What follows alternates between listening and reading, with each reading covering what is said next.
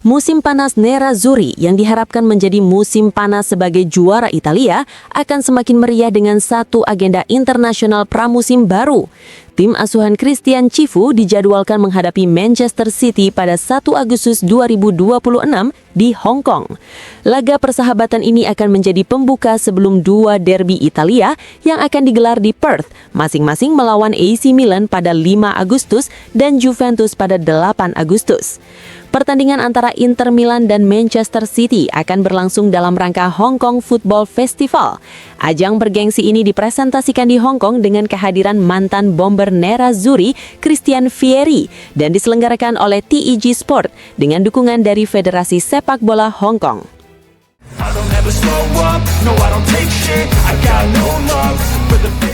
Dalam video editorial rutinnya untuk FC Internews, Filippo Tramontana mengomentari kemenangan dramatis Inter atas Como yang diwarnai comeback luar biasa serta keberhasilan lolos ke final Coppa Italia.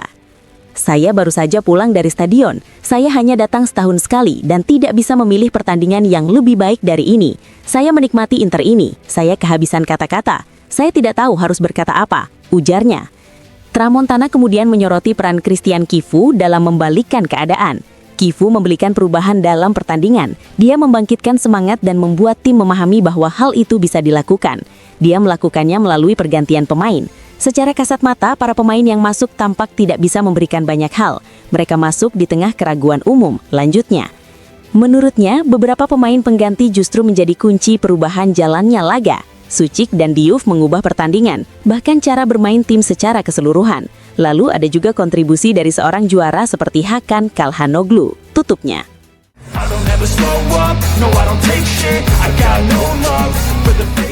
Pelatih Inter Christian Cifu mengungkapkan kepuasannya setelah timnya berhasil melakukan remontada spektakuler atas Como dalam semifinal leg kedua Coppa Italia dari tertinggal 0-2 menjadi menang 3-2.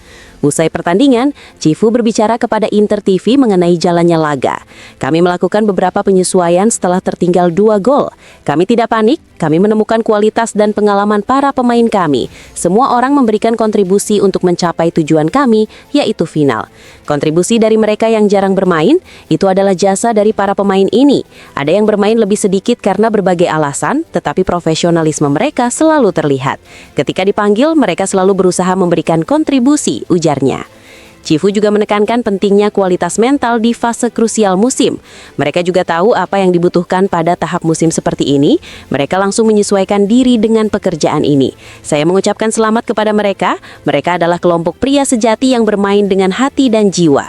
Pada titik musim ini, yang dibutuhkan adalah hasil untuk mencapai tujuan kami, tutupnya.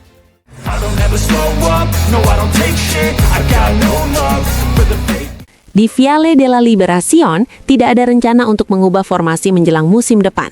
Oleh karena itu, setiap langkah di bursa transfer Inter untuk musim panas mendatang akan tetap mengikuti skema 3-5-2 yang telah terbukti membawa banyak kesuksesan dalam beberapa tahun terakhir. Hal ini diungkapkan oleh Fabrizio Romano yang menambahkan bahwa tidak menutup kemungkinan Inter akan merekrut pemain ofensif dengan karakteristik berbeda dibandingkan yang saat ini dimiliki oleh Christian Cifu.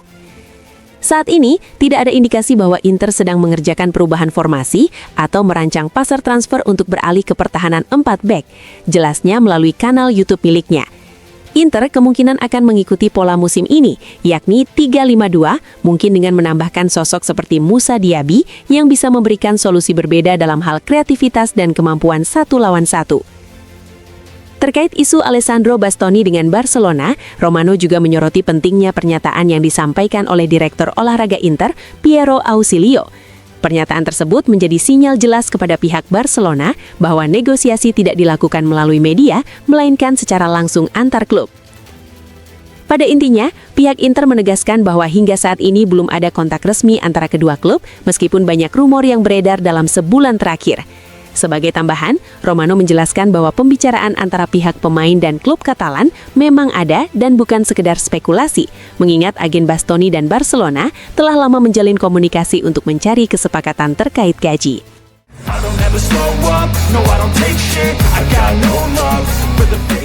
Emiliano Viviano turut hadir dalam diskusi di Aura Sport dalam episode Coses Comode, di mana topik utama kembali berfokus pada Alessandro Bastoni. Kali ini pembahasan mengarah pada masa depan bek Nerazzurri tersebut, dengan Viviano menyampaikan pandangannya. Sebelum membahas Bastoni, Viviano juga menyoroti perubahan yang perlu dilakukan oleh Christian Cifu menjelang musim depan. Dibutuhkan seseorang yang bisa melewati lawan. Itulah yang sering menjadi kritik terhadap Inter, ujarnya. Ia menambahkan bahwa ide tersebut sebenarnya sudah ada sebelumnya. Itu memang gagasan Christian. Tahun lalu sempat dibicarakan tentang Ademola Lookman. Menurut saya idenya sudah ke arah sana, yaitu bermain dengan 2 gelandang dan 2 pemain ofensif.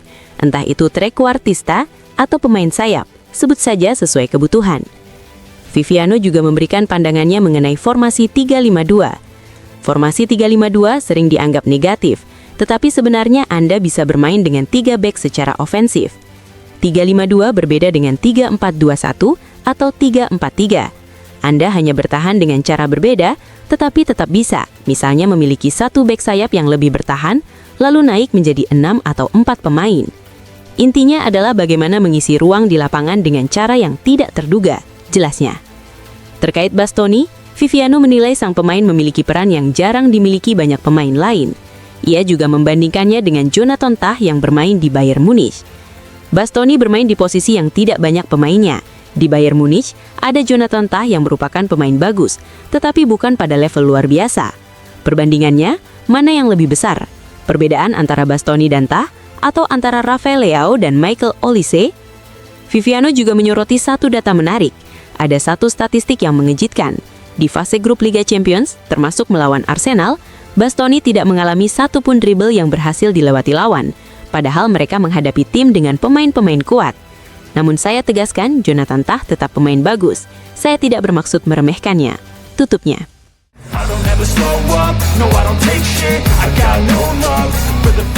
Pada malam pertandingan Inter melawan Como, Andrea Ranocchia hadir sebagai tamu di Mediaset dalam sesi pasca pertandingan.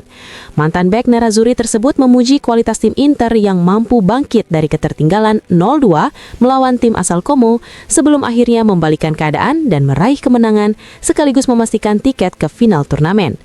Ini lebih seperti malam Inter lama daripada Inter baru, ujar Ranocchia. Membalikan pertandingan seperti itu, melawan Como yang kini menjadi kepastian di liga kita, saya pikir hanya Inter yang bisa melakukannya. Mereka berhasil meraih final dan mengantongi Scudetto. Saya rasa ini adalah final yang luar biasa dan kita bisa membicarakan musim yang hebat. Di akhir laga, salah satu pemain yang paling aktif dalam perayaan adalah Marcus Thuram yang terlihat melompat-lompat di bawah kurva North. Penyerang asal Prancis itu nyaris mencetak gol di babak pertama ketika sundungannya dari situasi sepak pojok berhasil disapu di garis oleh Perone. Thuram sempat melalui periode di mana secara fisik dia tidak dalam kondisi terbaik. Dia kehilangan sedikit sentuhan magis. Lanjut Ranocchia dalam analisanya. Tim nasional sedikit meriset tim. Secara mental, banyak pemain yang terbiasa dengan lingkungan yang mungkin tidak maksimal saat itu. Mereka kembali dan menemukan kembali kekompakan serta ketenangan. Marcus juga kembali tersenyum. Mentalitas tim telah berubah. Dalam kesempatan tersebut juga dibahas penilaian terhadap musim Christian Cifu yang juga pernah menjadi rekan setim Ranocchia. Bagi saya nilainya 9. Dia berhasil mengangkat kembali Inter setelah kekalahan besar di Liga Champions. Tutup mantan bek tersebut.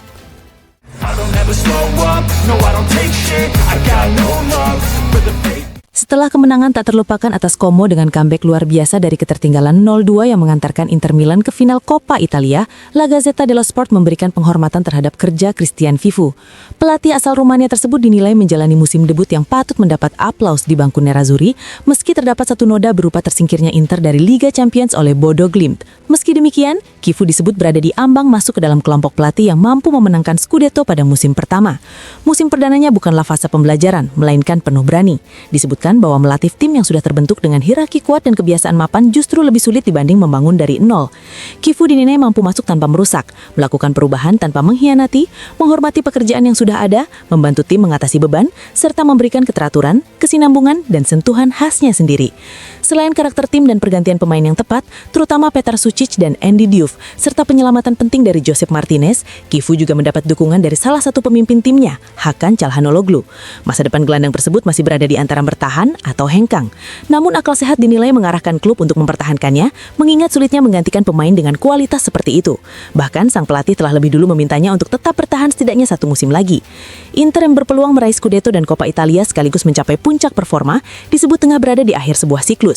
Namun La Gazzetta dello Sport menekankan bahwa tim besar tidak hanya sekedar menang, tetapi juga memahami kapan waktu yang tepat untuk berubah.